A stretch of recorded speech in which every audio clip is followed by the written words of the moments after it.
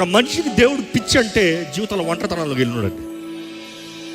ఒక మనిషికి నాకు దేవుడు తప్ప ఇంకెవరు అక్కర్లేదని నిజంగా చెప్పగలిగాడంటే ఒంటరితనంలో నువ్వు బయటకు వచ్చినాడు.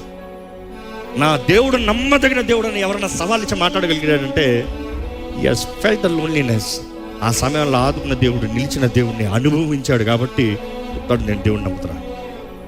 అనేక సార్లు దేవుడు సీజనల్గా పరీక్షిస్తూ ఉంటాడు.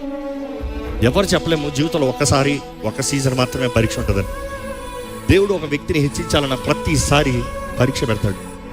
దేవుడు ఒక వ్యక్తి జీవితంలో ఏదైనా ఒక నూతన కార్యం చేయాలంటే ఒక పరీక్ష కలుగుతుంది. ఈరోజు మీరు ఏదైనా పరీక్షలు ఉన్నారా జీవితంలో?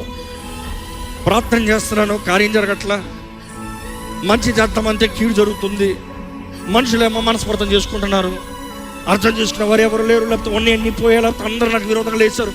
You see these kinds of situation are test.